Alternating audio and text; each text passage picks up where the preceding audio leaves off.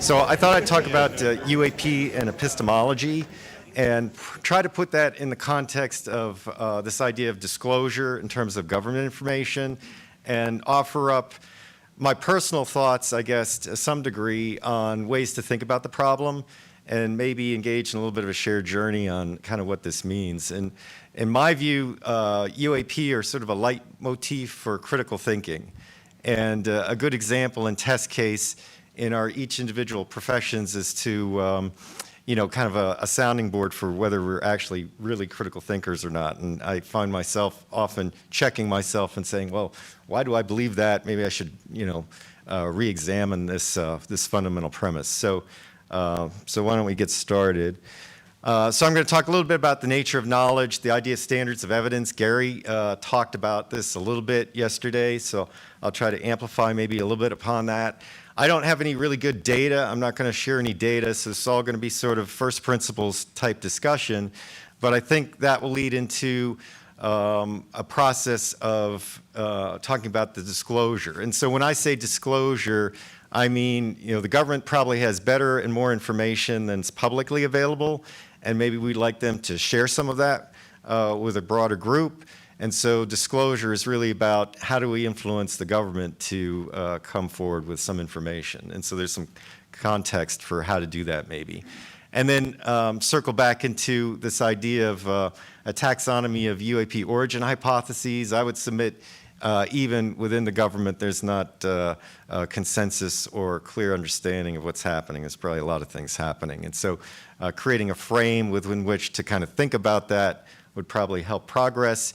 And then get into a little bit of discussion, personal discussion, I think, about this idea of a hierarchy of being and what does that mean for humanity and this idea of technological singularity and some things to do with that. So I excised or lifted from the internet this picture, which is, I think, an AI-generated version of Raphael's School of Athens in the Vatican in Rome.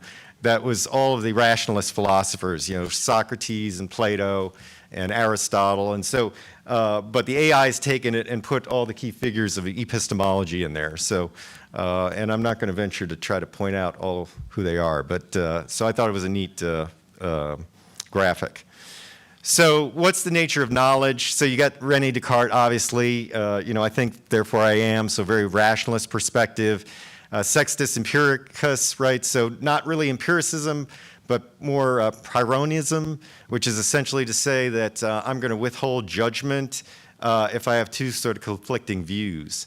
So this, I think the term is atraxia, which is sort of tranquility. So if I'm presented with data that suggests A and suggests not A, then what I'm going to do is basically reserve judgment and basically maintain an open mind and become comfortable with that. So there's sort of, three kind of pathways here. The rationalist pathway, the empirical, like evidence pathway, and then sort of the intermediate pathway, which says I'm going to just reserve judgment. And in some sense, that's probably the more mature approach to take. So epistemology, obviously, as we know, it's the origin of knowledge, the study of the limits of knowledge, the study of the nature of knowledge. And so just to sort of cut to the chase, I went back to Plato and say, what's Plato think about this? So knowledge is justified true belief. And so what's belief? Belief is basically things that we hold to be valid. So then the problem comes in, like, how do we justify this belief? And Hans Albert kind of proposed this thing, the Munchausen trilemma, which people are probably familiar with, right? So Baron von Munchausen, fictional character, does all these crazy things, gets trapped in muck with his horse, and he tries to pull himself out of the muck by his own hair, right? So you get this sort of circular argumentation happening. So Hans Albert sort of suggests that there's sort of beliefs are sort of derived from three categories of thought. The one based on foundational facts, one based that's justified on other beliefs, and then those things that are self-supported. And anybody that's heard me talk before, I've sort of talked about the sort of lines of evidence for this topic that are publicly available. There's the sort of first principles evidence that in some sense sort of aligns with that first category. There's the whistleblower testimonial evidence, and then there's the censored data, right? And just to maybe just throw out a few examples, like, so what would be first principles evidence? And Gary sort of talked on this.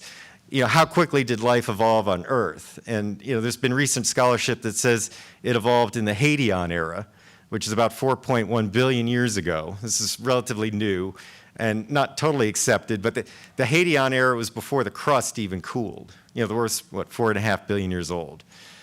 We definitely have stromatolite fossils. In fact, the Science Museum down the road actually has some stromatolite fossils in it that date to 3.5 billion years ago. So at worst, like, life evolved maybe 400 million years after the crust cooled, but certainly possibly before the crust even cooled.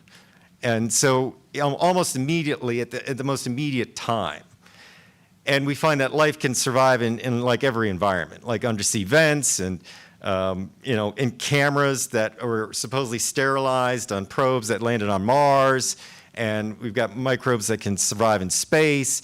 So it kind of suggests this idea of, maybe panspermia as a possibility. We've got life that was found in terrestrial rock that was in stasis for 2 billion years, and then they broke the rock open and they found out, it's still alive. So life, like, is in every environment pretty much, at least on Earth, can survive in space, evolve very quickly, and maybe can survive in stasis for 2 billion years. And so then you look at, like, how many sun-like stars are in the galaxy. There's 20 million sun-like stars in the galaxy. And there's planets around every star that we've looked at. And the sun is population 1 star, so it's about 5 billion years old. There are population 1 stars that are 10 billion years old. Like, the sun's kind of like in the middle. So there's plenty of time for other civilizations to evolve on other planets, even if they follow the same path that we followed. And then the argument, and again, I think Gary talked about this too, can they get here? And certainly they can get here even with sublight travel, even at speeds that we're capable of achieving now. But Einstein's equations are and can be solved to create, a warp drive. Miguel Alcubierre demonstrated that in his graduate thesis in 1994, and it's a valid solution of Einstein's equation. So a lot of people say, like, effective faster than light travel is not possible. Well, I mean, that's false, right? Alcubierre kind of solved the equation for that. I mean, it's not an effective solution, right, obviously, but it's possible. It requires negative energy. But negative energy is a thing. Like, we've theoretically predicted it in the 60s, and we measured it in the 90s in the Casimir effect, which is absolutely accepted science. And the expansion of the universe is driven by dark energy, which is, in effect, has all the attributes of negative energy. So there's negative energy everywhere. So from a first principle standpoint, life evolved really fast. It seems pretty common. There are a lot of stars like the sun. There are a lot of planets probably around those stars, and effective faster than light travel is possible. So, like, if you're going to argue against that, like, you've got a kind of a higher bar to achieve. So in some sense, like, I would submit that that's sort of the first principles argument, and sort of based on these foundational facts. So then you got justified by other beliefs. So, like, for instance, what's other beliefs? Well, it'd be like whistleblowers coming forward and testifying to Congress, right? Admiral Gallaudet testified before Congress. Like, Lou Elizondo testified before Congress. David Grush testified before Congress, right? These people are under oath testifying to the reality of this stuff, right? And they're in positions to know. But you could look at presidents. President Barack Obama, President Trump, they both said UAP are real, right? Haim Eshed, the head of the Israeli Space Force from several years back, said NHI are real. Paul Hellyer from Canada, defense minister, said NHI are real. Gordon Cooper, one of the 7 Mercury astronauts, testified before the United Nations in 1979 that he chased UAP over Germany when he was in the Air Force, and he was the headquarters commander at Edwards Air Force Base. There was actually a landing that they filmed, and you can go Google that, and you can see him in person relating that in a historical way. But he testified before Congress to that effect, just like David Fravor and Ryan Graves testified. And then you've got witnesses testifying to interactions at our ICBM sites where missiles were brought offline in the United States, and then across the world in the Soviet Union at the time, missiles were brought online, and this is substantiated by documents and testimony. And you've got this correlation between observed UAP activity in nuclear sites, incursions in the northern nuclear tier. In fact, there's an agreement between the United States and the former Soviet Union, not a treaty, but an agreement that's still in force, intended to reduce the threat of nuclear war. And it has provisions for like use of the Washington-Moscow hotline. And one of the criteria, like the second criteria, is if we detect UFOs in our ballistic missile early warning system, we're going to alert the Soviets to prevent like an exchange, like an inadvertent exchange. And so the first criteria is like, a rogue launch, and the third criteria is like an accidental detonation. So they put this in the kind of sequence there as number 2, as something that's like pretty concerning. So I would say like that kind of falls into this number 2 category. You've got a lot of people, you got a lot of documents, they're saying, this is real. And then you've got sort of the sensor data, right? So we've all seen the videos, the Fleur, the Tic Tac, the Go Fast. Chris Mellon's talked at length about getting more data from NORAD and Space Command. There's many videos out there and increasingly a range of sensor data. So collectively, sort of the reasonable person standard has kind of been met with information that's even publicly available. But what's the problem with this then? So I would suggest the problem is, the counter arguments that you encounter, with people that you're trying to sort of engage in this conversation is, foundational facts become a dogmatic argument. In other words, you're like assuming the answer. You're developing an axiom. If life evolved fast here, then it evolved fast someplace else. So then there's NHI. It's sort of like, a dogmatic thing. You're kind of assuming the answer as you're going in. And so the workaround is sort of foundationalism, where logically you accept that there's certain sort of self-evident premises that are inherent in reality, and you're going to build your argumentation on that. But that's the problem. Like, people don't necessarily always accept that. This is sort of the problem with the nature of human knowledge, right?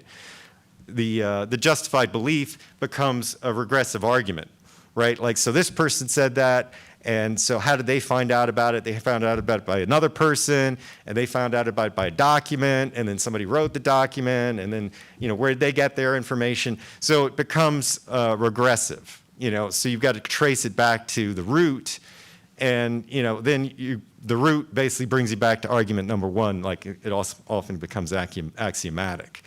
So the workaround by that, that's been offered up is infinitism, infinity basically. So as long as the argument's infinitely regressive, then maybe it's valid, right? But there's not enough, there's not an infinite number of people. So ultimately the argument, terminates at some point, and you're back to number 1, and then people claim it's dogmatic, right? And so then you go sort of self-supported, like, what about data, hard facts, right? Well, the trouble is those facts are built on other facts. And so you've got to accept those facts, and then ultimately it starts to become circular. And so the way that's proposed around that is, well, if I can get enough coherent facts together and build this network of coherent facts, then I can have more confidence in that than I might otherwise, like an individual fact pattern or just a chain of facts. I've got to have it within a context, right? But still, like, these problems really aren't resolved, right? This is the challenge with epistemology, right? So I would submit all human knowledge is provisional, right? That's actually the nature of the academy, right? Like, we're continually refining and improving. And so the corollary is there's no such thing as proof, maybe outside pure mathematics, where you're really, accepting the axioms to derive your theory within your formal system. So there's only degrees of confidence, and every person, in my view, maintains their own evidentiary standard. So when somebody listens to a podcast or a speech or a briefing or reads a document, and they're like, where's the proof, right? There's never going to be any proof, right, in terms of what somebody can offer you. The person, each individual person has to follow their own path to truth and go through their own process of looking at the information, and you can't give that to another person. In fact, if somebody's asking you for proof, they're really asking you to fill a void in their psyche or in their life, right? And Gary kind of, I think, alluded to this in his own way. So then the question becomes, what's the standard of evidence that would maybe be convincing or, be relevant to this topic, right? So this is, you can see this drawing repeated in a number of places. So you've got the universe of propositions, right? So a proposition could be true, it can be false, or it could be undecidable, right? So an undecidable proposition is like, this statement is false. It has no truth value, right? I kind of think, for my own sake, and people might argue this, but I think there are undecidable propositions that do have truth value. But Gödel incompleteness suggests you're not going to get to that truth value within your formal system. You got to break out of the formal system, right? Like redefine the problem. Like Einstein often talks about the answers sometimes at a different conceptual level. So there's probably undecided propositions that do have truth value, and you might be able to ascertain those by breaking out of the box, if you will. But in the graph, what we're going to say is the orange area is truth. And everything outside that is either false or it's potentially not decidable. So I like this particular graphic as opposed to some others you see out there, because that overlap between belief and truth in the purple. So that's what you would call true belief, right? Kind of harkening back to Plato. But the yellow is the justified true belief. So there's a difference between believing and knowing. And this is significant in this context. And so you want to maybe move from that belief sphere into the true belief and into the justified true belief. So maybe how do we do that? There's the strength of evidence required to justify belief or meet a burden of proof has certain standards of rigor that are sort of accepted, right? And burden of proof basically would mean who has the actual responsibility to demonstrate something. And I would argue the advocate actually doesn't have that responsibility. Each individual in this case, unlike in a legal system where there's a contest, it's each individual that cares about this really has the responsibility of the burden of proof. You're not going to give that to somebody. But we could still say, what standard of rigor should we apply? So reasonable suspicion, right? Standard legal definition. So it's essentially can an officer of the law stop and interrogate you or do frisk, stop and search type stuff, right? That's kind of the standard there, right? Is there a reasonable suspicion this or that has happened? It's a very low standard, is what I mean, right? Probable cause is actually in between 1 and 2, and that's you can actually be arrested. There's enough for the officer to arrest you. So that's a certain level, right? Preponderance is I've got a data set and greater than 50% of the data swings one way or another, right? And maybe that's good enough for a lot of people, right? Clear and convincing is more like the substance of the data, not necessarily the volume. There's a weighting to the likelihood that something's true based on sources and methods or how you would weigh that information. But beyond reasonable doubt is pretty much other than speculation, I have no other doubts that this is correct. It's an extremely high standard, right? So we all have our own evidentiary standard, and these are sort of the legal definitions for them, but what's the right standard to be applied? And I would kind of harken back to the crux of what this problem is by quoting Epictetus, famous, obviously, Stoic philosopher, says it's impossible to teach someone what they already know. And in some way, this is how the Intel game works. You convince somebody this is true, and then you go do the opposite, and they just can't see it. And that's kind of what the problem is with this topic. Society, culture have basically conditioned the populace to say this stuff's not true. But if you just go back to the first principles argument that I kind of went through, if you're going to just if you're going to maintain neutrality like Epicurus, you'd probably have to either say it's undecided or I'd weight it toward this being more likely just because all the data points in that direction.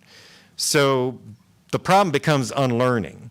And so I would suggest that there's actually this fifth threshold of evidence, which is what I call the threshold of unlearning, or if you want the unreasonable person standard, which is what the problem is, which is somebody's got to unlearn what they already know to be able to entertain this topic.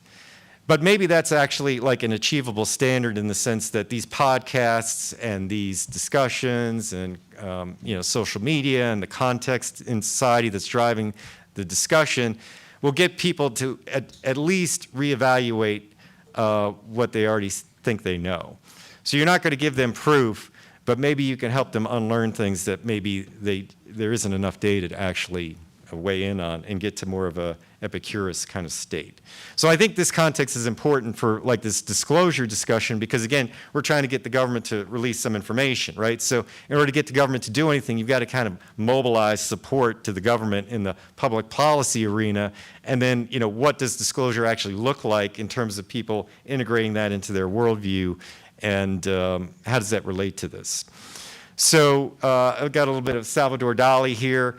So, is space and time kind of fungible here? Well, maybe people's perceptions are, and maybe that's an opportunity and a challenge at the same time. So I was privileged to be on a panel with Diana Polsolka. We attended the conference in Florida, the Hereticon conference that Peter Thiel had set up late last year.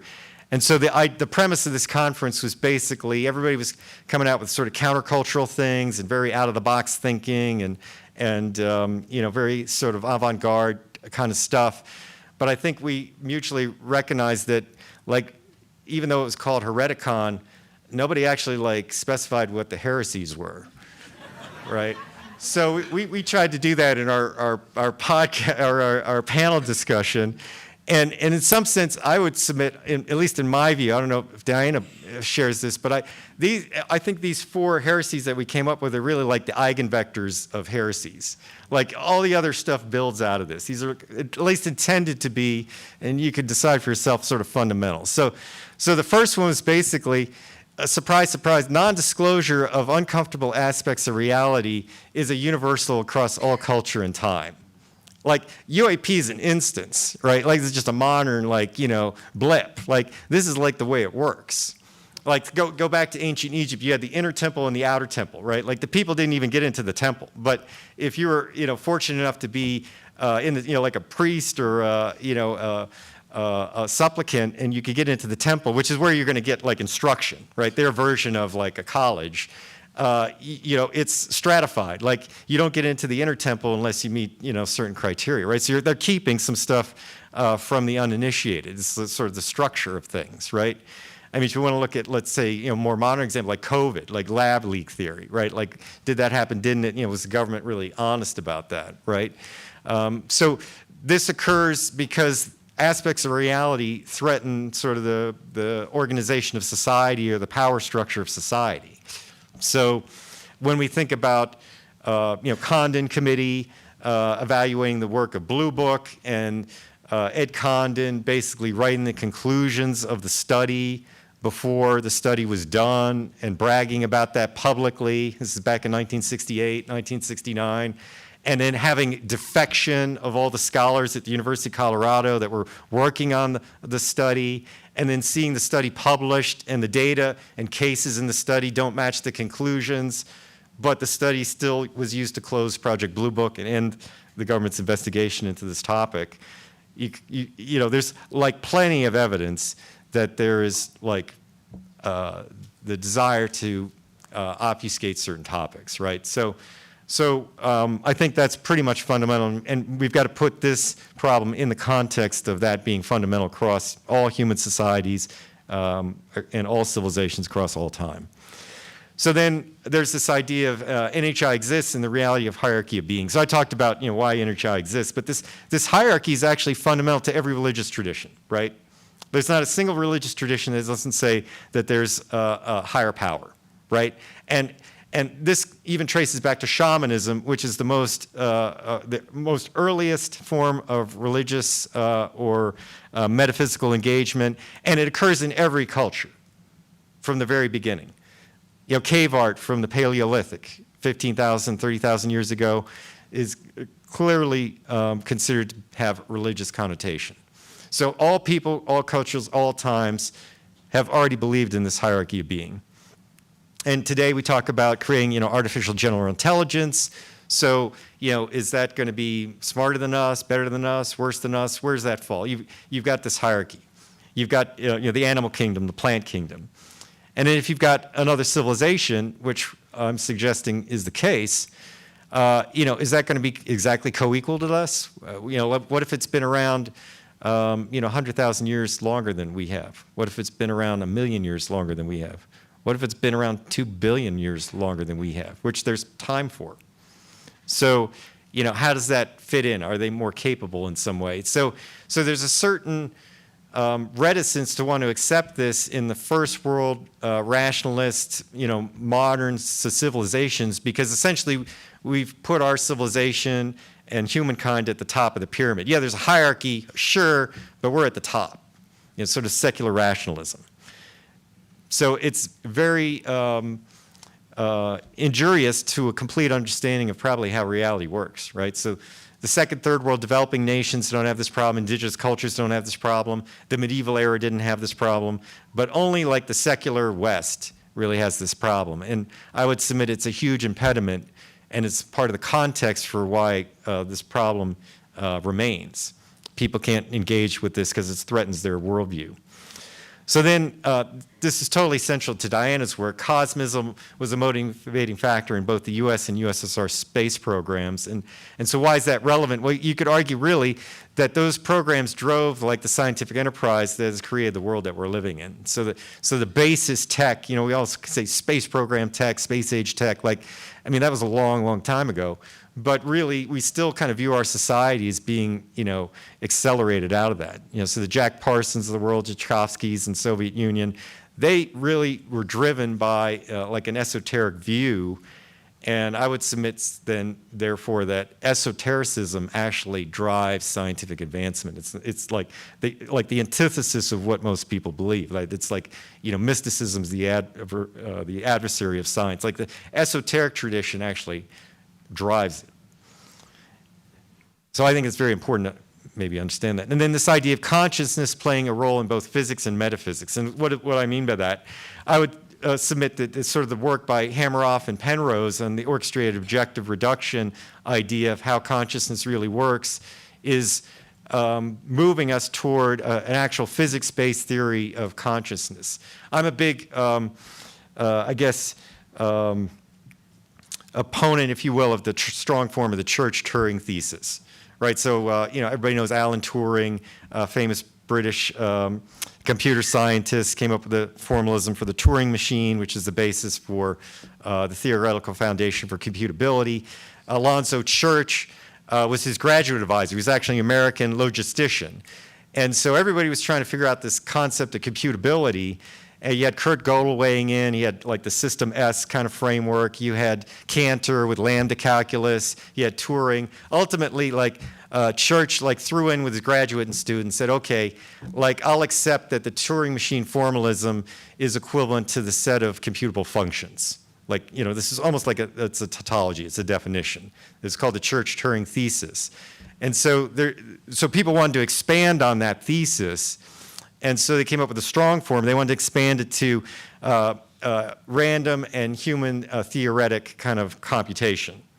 And in the logic, there's a lot of ways to kind of frame this, and a lot of people are familiar with this, but I'll run through it quickly. The idea was that if I can express myself in a natural language, like we're doing right now, English, and English can be related to a mathematical formal system, with rules of grammar. So, if I'm, breaking the rules of grammar, you tell me, right? We've got a consensus reality on that.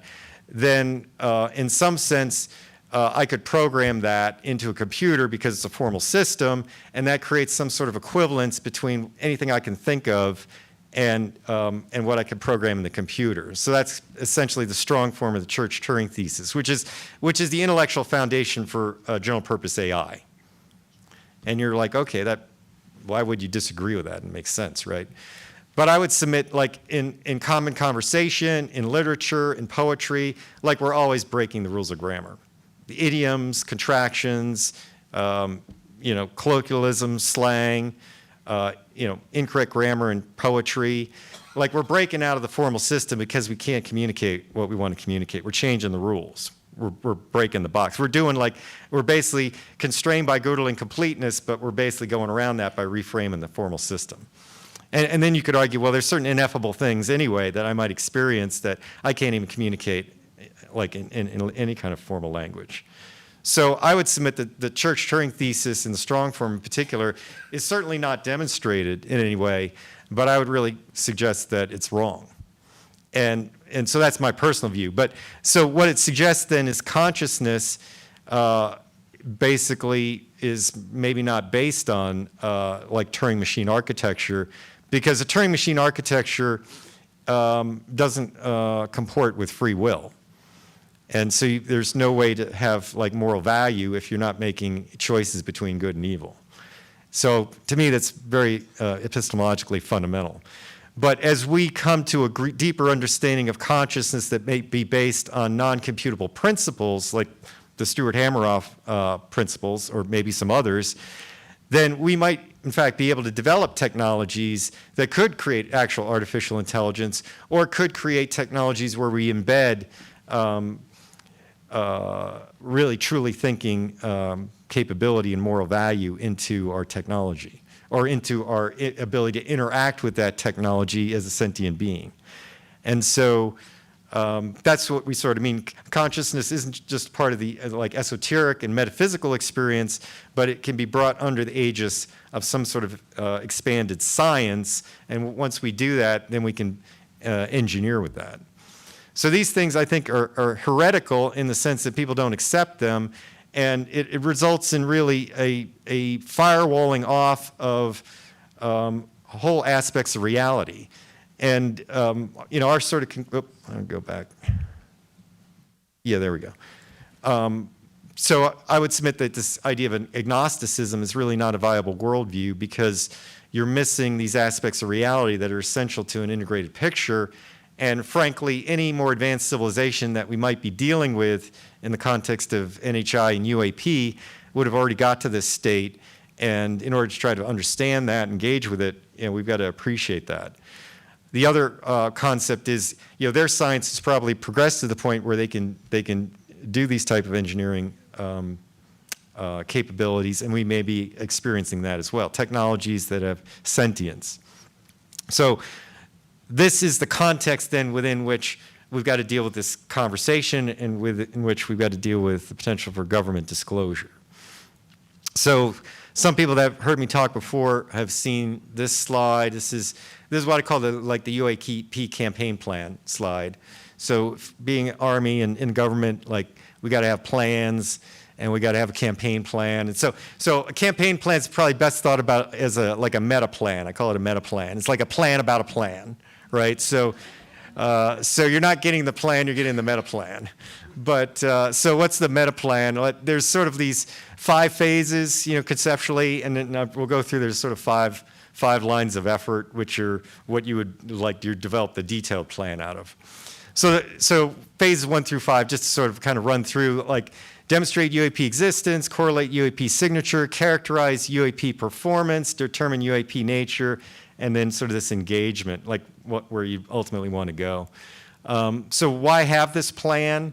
I think there's sort of 3 things that, in the context of like government disclosure, is what we're trying to do. We want to restore proper oversight, right? And there's enough public discussion, even though, you know, President Trump said, you know, UAP real, Barack Obama said UAP real. You know, how much do the presidents really know about this, and how much are they really in control of what's happening as far as what the government's doing? And, you know, where is the centralization of all this information? And that probably hasn't happened, right? There's like a lack of oversight. You know, the authority may have started in the executive, but it kind of shifted and drifted out. So we've got a real problem in a democratic society and a representative democracy of the people that we're putting in charge are like running the show. And unless and until like this root cause of the problem is rectified, you know, the deep state, if you will, the military industrial complex, whatever terminology you want to use, it's probably going to regrow out of that. So, you know, the strategic end state and why we would do all these steps is like we need to, you know, kind of get there and restore that oversight. But interestingly, in order to do that, you got to do a certain amount of disclosure, right? Like you got to kind of tell more people about it so they can get a handle on it, particularly like key leaders that are elected. And then like, okay, now they know about it and maybe they're in charge, but oh my gosh, like we got to do something about it.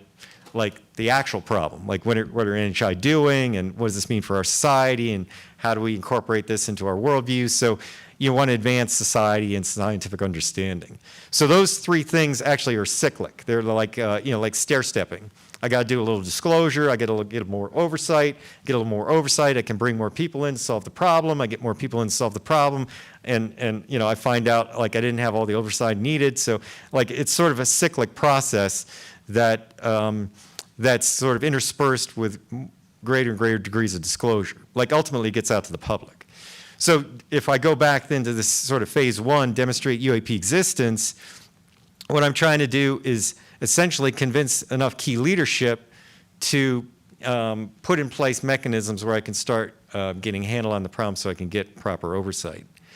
How do we actually get to this stage? Like before this problem was even like a legitimate topic of discussion, you had this sort of phase zero all the way on the left there. And it's probably worthwhile to kind of point that out. Like those, I'm just using a very small subset, but the National Institute for Discovery Science, right, in Bigelow Aerospace. So we've got Eric W. Davis here and attending this conference, like a key figure in NIDS, along with Colm Kelleher and many other people, Hal Puthoff, right? That was a key foundational element to make this topic successful. Anybody that hasn't met Eric really needs to go talk with him because he's a key pillar here. So then you had AWSAP, right, the Advanced Aerospace Weapons System Application Program, right? So Jay Stratton, very much involved in that. Jim Lukotsky, Travis Taylor, right? Another big step, like very important names, right, that were responsible for this. And then the Advanced Aerospace Threat Identification Program, Lou Elizondo testified before Congress, wrote the book Eminent, like pillar figure, right? The DoD video release, Chris Mellon, instrumental in making that happen, principal. Leslie Kean is here in the conference, right? The New York Times article, everybody alluded to that earlier, right? So tremendous contribution. And UAP Task Force, David Grush, right? Testified before Congress. Huge contribution. So those actions allowed us to even entertain the idea of this plan, and this plan then hopefully to solidify the idea of doing disclosure. So this phase one, if you look at the top, we're like in this, if you look at the color code there, those milestones, like we're kind of behind the power curve, right, in terms of how I'm sort of assessing it. We're kind of off target. And so part of that is that the legislative agenda for the UAP Disclosure Act that Senator Schumer and Senator Rounds had proposed, hasn't passed.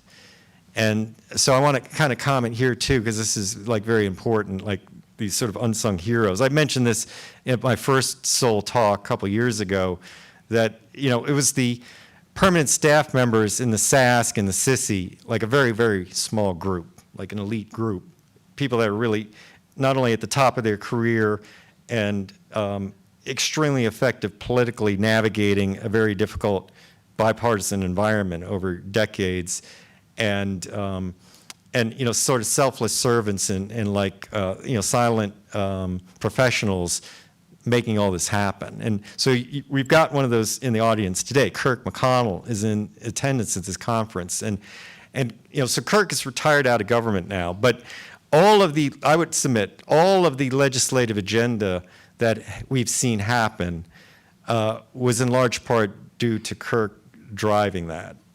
Now, he had a team. There was a team, and these people aren't public, so I'm not going to mention their names out of discretion. So there are other people involved, for sure, that were very, very important as well. I don't want to diminish that. But Kirk had the drive and the tact and the ability to basically navigate a system that's like designed to prevent this happening. And so when he left government, like we haven't seen anything since.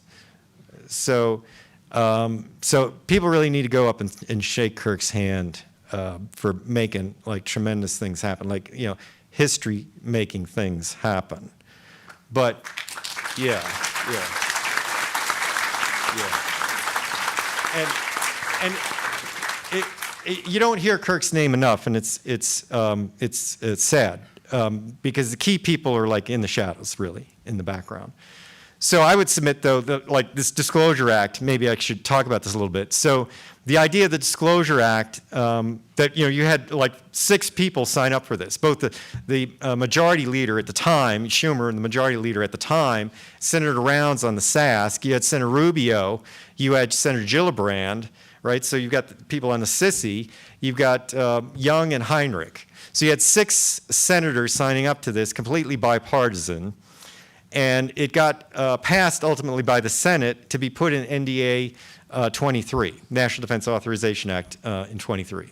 And so the idea of this amendment was to create a control group, really recreating probably what was originally done back by the greatest generation, Truman and Eisenhower after the war, to get a handle on this topic, but doing it in such a way that it would be accountable to Congress and it would be publicly known.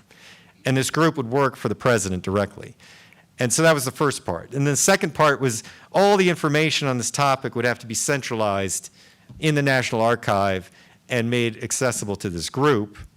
And this group would be chartered to evaluate and develop like a UAP disclosure campaign plan that would address all the ramifications of having to disclose this. And then ultimately, because I would argue, and I think Senator Rounds actually argues this, by the way, there's a recent documentary coming up, The Age of Disclosure. Dan Farah developed this documentary. It was screened at South by Southwest last month. Senator Rounds is in that documentary, among many other senior leaders. In fact, Tim Gallaudet is in that documentary as well, and Senator Rubio. But Senator Rounds has a section in that documentary where he explicitly talks about the Disclosure Amendment and the importance of eminent domain as being central to his premise for getting control of what's going on, which is to say, take the stuff back that we loaned out to private aerospace, bring it back under government control, because like ultimately that's the center of gravity for demonstrating this. And then you can build out from there what the ramifications are. So that's sort of the amendment, and if you're going to sort of put that in this framework, like that amendment should have already passed. So that's why like this phase 1 is sort of off target. So Senator Rounds has talked about and asserted that he's going to reintroduce that this year. And I would submit that that's like not optional if you want to get the government to do what we want them to do. There's no way that this can be assigned as an additional duty to some other organization.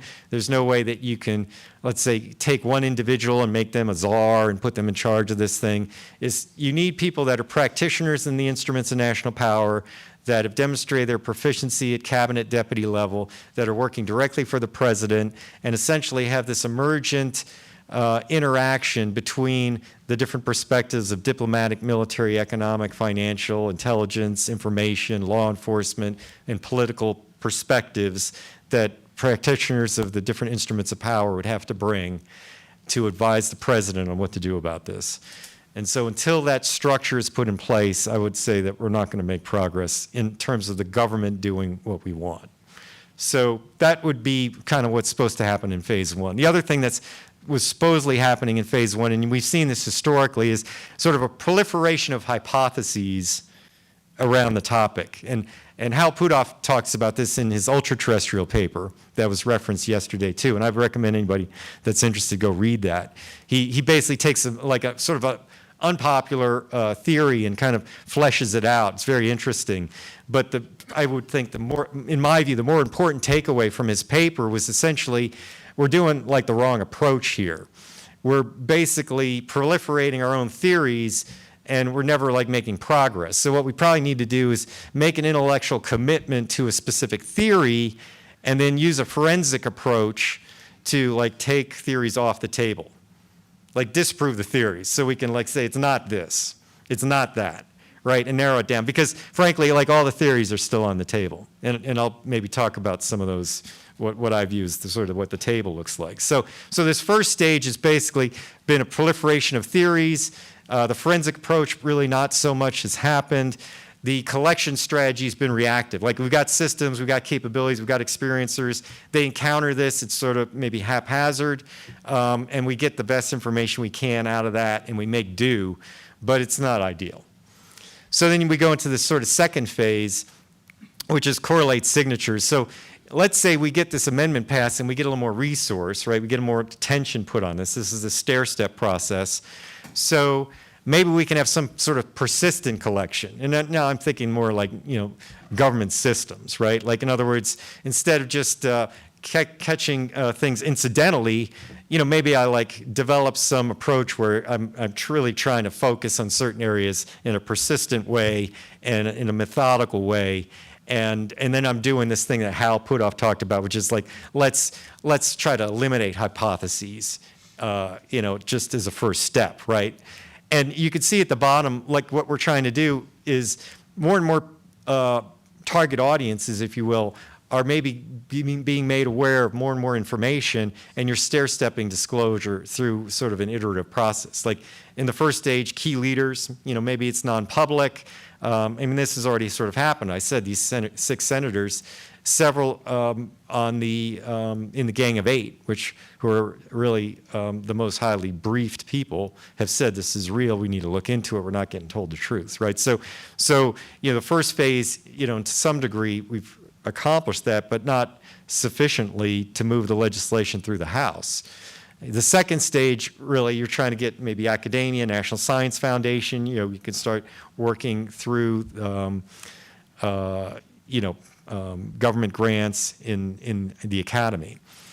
And so maybe in phase 3, somewhere between phase 2 and 3, maybe there's this thing called the Enhanced UAP Whistleblower Protection Act that kind of Congress has asked about, and which would basically incentivize more whistleblowers to come forward through a formalized process.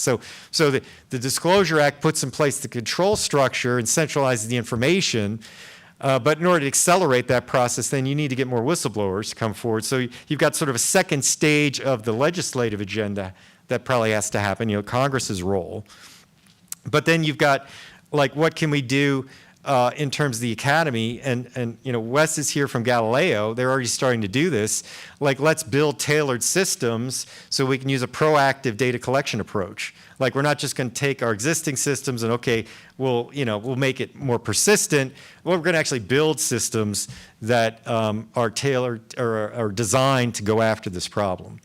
So, maybe we want to basically do that, and maybe the government ought to do that. And so at that point, maybe you're getting to the point where you're getting this public acceptance, and you've got, let's say, a truth and reconciliation process, and you finally get to this post-disclosure stage, right? And so your eminent domain function is sort of tracking through the same process where you're basically, you got the stuff that's like outside proper oversight, you exercise eminent domain and bring it under proper oversight. You basically make it available to what Gary talked about, a public-private partnership or competitively selected consortium.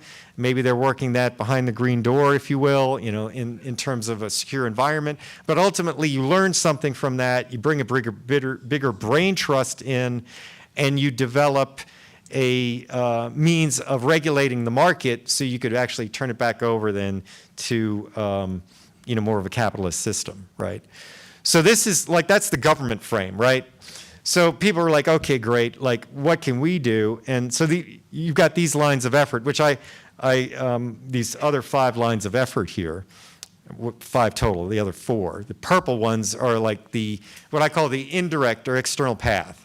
These are the things that like lower the barrier to entry for the government to do what we want, right? So, disclosure isn't happening because of national security, because of lack of a plan, because of societal disruption, because of the possible covert agreements that might be in place, because of the possibility that they're covering up misdeeds, and because there's just like organizational intransigence, and I got other priorities, right? So those are the 6 reasons. But the big reason is like national security, like encompasses all of them.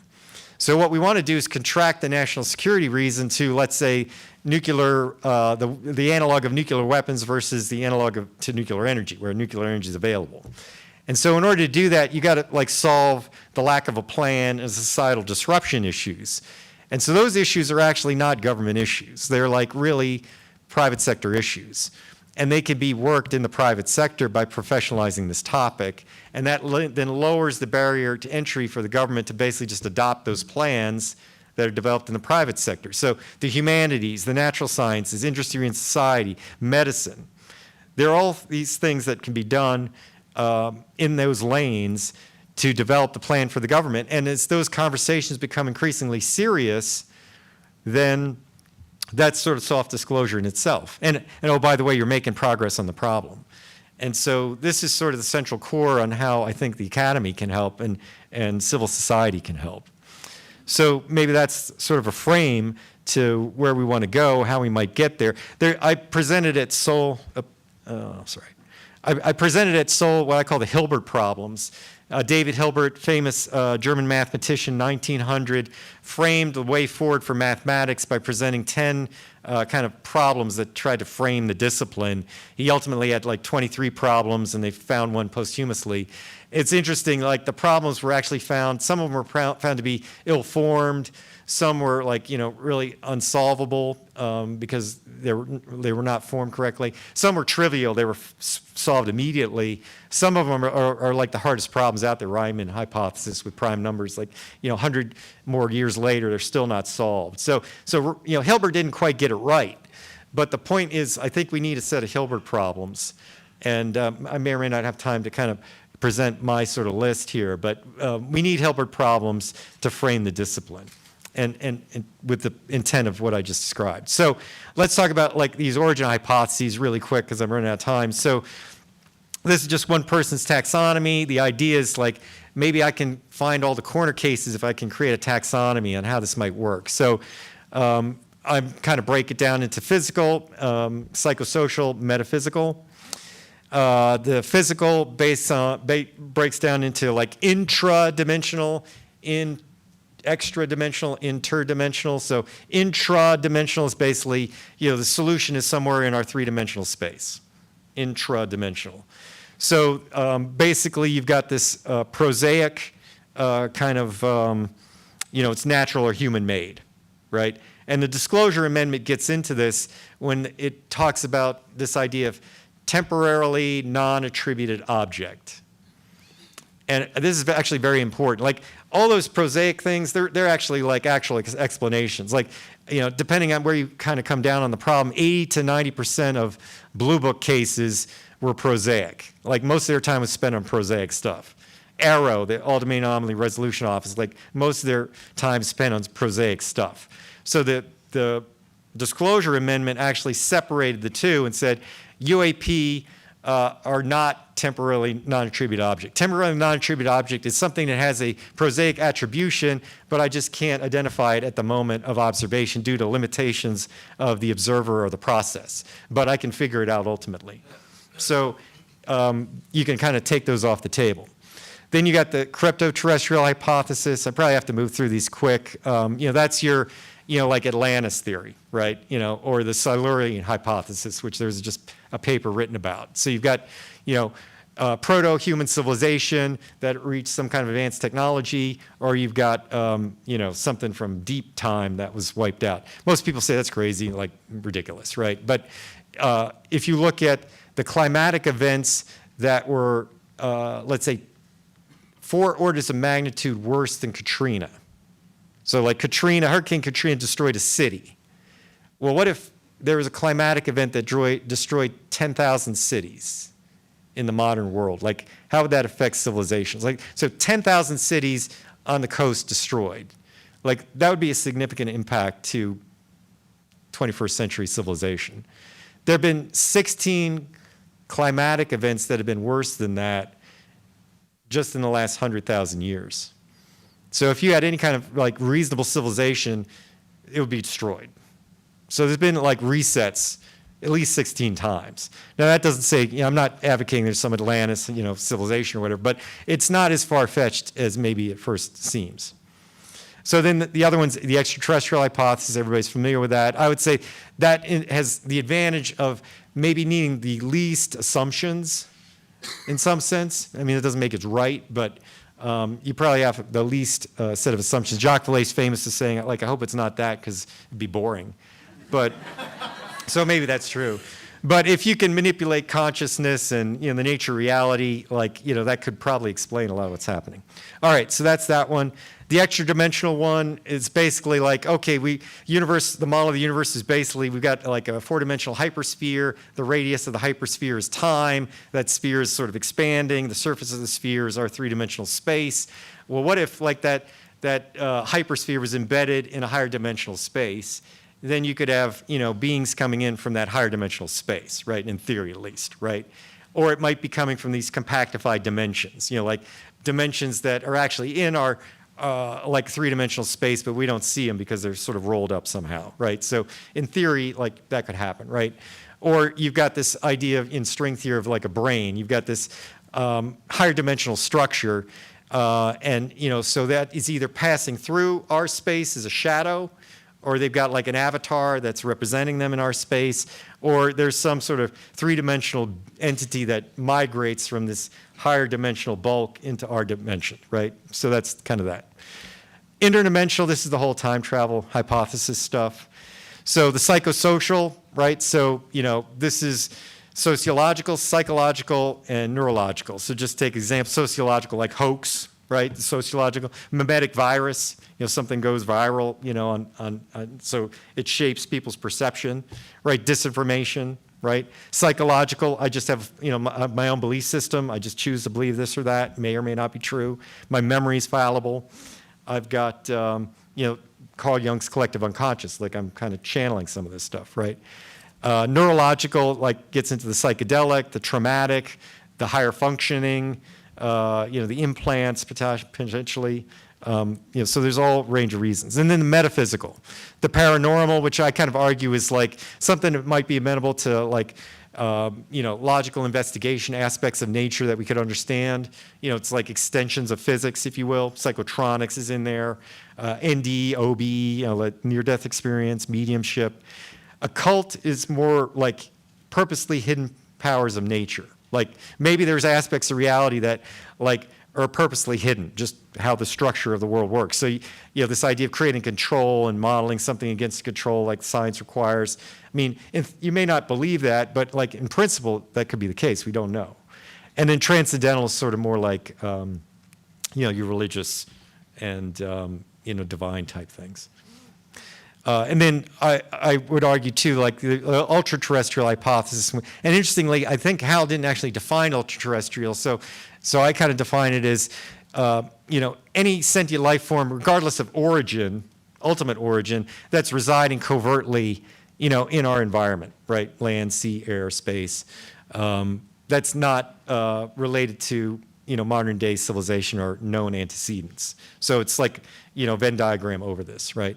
So this is maybe a taxonomy that could be enhanced, break this down a couple other levels, renormalize it back up, define these boxes, and then turn this into an ontology where I've got one thing on one far end of the chart and another thing on another far end of the chart, and they kind of very closely are the same. And I could essentially evaluate the sum total of cases in a probabilistic manner as to whether they fit into one or more of these boxes and create ultimately like a heat map by summing over all the cases probabilistically to see if I've got nodes that are more consistent across a range of cases that might suggest that one or more of these is either more prevalent or might likely to be the case.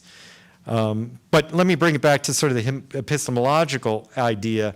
There's sort of an epistemological overlay on this chart, which is, and Gary talked about this, he sort of zoomed in on this part. This is the part that's amenable to mathematical encapsulation, like the normal scientific method. Like, I'm going to write a formula, I can do analysis, I can basically do hard science here, right? So that's that subset in blue. But, there's this sort of psychosocial part. It depends on the free will of the actors. And so, maybe it's amenable to the scientific method, but I can't really write an equation on what a person's going to do or what an NHI is going to do, right? So it's, I'm expanding the set. Then I talked about paranormal. Well, maybe formal logic applies, but the scientific method really doesn't. Like, I can't create a control experiment because I can't isolate the observer from the experiment. I got to do something different, right? So you may believe that set's a null set, but from first principles, it could be, there could be a lot in there. And then I would argue like the occult, these things that might be purposely hidden might only be amenable to the sort of internal introspection that all these esoteric faith traditions sort of suggest, this internal discovery, meditative, et cetera. So that's based on access to inner knowledge. And then finally, the purely divine, like you're not going to find out about that. It's not amenable to science at all. There's going to have to be some kind of divine revelation, right? So some of these sets might be the null set and some of them might not be, but I would submit that, we don't have enough information. And maybe there's like more than one thing going on that we've sort of confused. So let me go real quick. So I've got only a couple minutes. So this idea of technological singularity comes up. I've already suggested I'm not a big fan of Kurzweil's idea that AI is the technological singularity. This graphic is from Forbidden Planet, a famous 1956 movie. So it's called The Great Machine. And The Great Machine is basically doing what Gary was talking about, alluding to this morning about apports. It's like making something real out of vacuum potential. So the Great Machine of the Karl basically did that in the movie, and basically did that psychotronically, like people's brains were connected to the machine and they could think something and it would appear. In fact, this movie is actually getting reshown this month in LA for the first time in whatever, 70 years. So it's a very famous movie, and it's worth watching. The plot of the movie is based on Shakespeare's Tempest. It's a very good study in command. It's a very good sci-fi movie. It's very good in a number of ways. But I would suggest conservation laws drive Darwinian competition. And because of that, technological singularity really implies the state at which all sentient beings are driving toward, whether it's us, NHI, or AGI, actual AGI, which is to get to post-scarcity, like these conservation laws aren't limiting you, right? And so to me, that's technological singularity, and it's highly unstable, and it results in either some kind of transcendence, it results in retreat to a more simple pastoral existence, or it results in collapse and destruction. So to me, this is the actual danger, and I don't think we're anywhere near it. But that may have affected other civilizations, or they may be on a path like we are to collide in terms of this competitive nature. In other words, I'm suggesting that altruism is a luxury that doesn't really come in, true altruism, until you're at post-scarcity. And probably if you're post-scarcity, you either transcended already or you collapsed. So probably nobody's really completely altruistic, and we've got to think about things in terms of competition and ultimately maybe how you can collaborate even though you may not have objectives that completely align. So this is sort of my pet peeve, that Kardashev's scale is really, which is based on something developed in 1964 by the astronomer Kardashev, based on ranking civilizations on their energy usage, right? Type 1, 2, 3, I can use all the energy on a planet, all the energy on the sun, all the energy in a galaxy. That's kind of the accepted model. Carl Sagan talks about it a lot. I think it's totally inadequate. I'm suggesting we need to dispense with that and develop what I call the universal civilization development model. And this helps to sort of understand and frame the problem. So you'd have these three axes that would align with kind of how we do with computer authentication. What I have, what I know, who I am. What I have, what I know, who I am. So what I have is some kind of ID card. What I know is some kind of password. And who I am is my ID or retina print, right? So we got these axes. So instead of magnitude of energy usage, it's really about energy density, like the physics of energy. If I can get a certain energy density, I can make fire. If I get more energy density, I can create the ability to smelt metals. I can do nuclear fission. I can do nuclear fusion. Maybe I can change the laws of physics by affecting things at the Planck scale. So ultimately, that would be a better indicator of their technology, and also potentially the what they're able to do. Then there's the information complexity scale. What do they know about the nature of reality? Jacques Vallée talks about this physics of information, right? Ultimately, how much complexity can they manage? So, in some sense, if I could build a Dyson sphere to get to type 2, maybe once I know enough, I would never do that because it's not smart. So there's like, these are orthogonal axes actually. And then finally, like what's their relationship to their environment? So I think all these things sort of contribute to say there's a Hamming distance, to use like electromagnetic, electrical engineer term, or separation of these civilizations in this hyperspace, this phase space. And the closer they are, these civilizations might be in this phase space, the more likely they're occupying the same competitive niche, and in which case they'd be in competition. The further apart they are, maybe you've got this better opportunity for cooperation or the more likely possibility for altruism. And actually this transcendence idea might happen technologically along the first axis or spiritually along the second axis or potentially evolutionary along the third axis. And maybe that's kind of like how it works. So I'm getting told I'm kind of got to conclude. So, thank you for your time. That was kind of the gist of it. I think I probably need to turn it back over, right? I've exceeded my time. So thank you very much.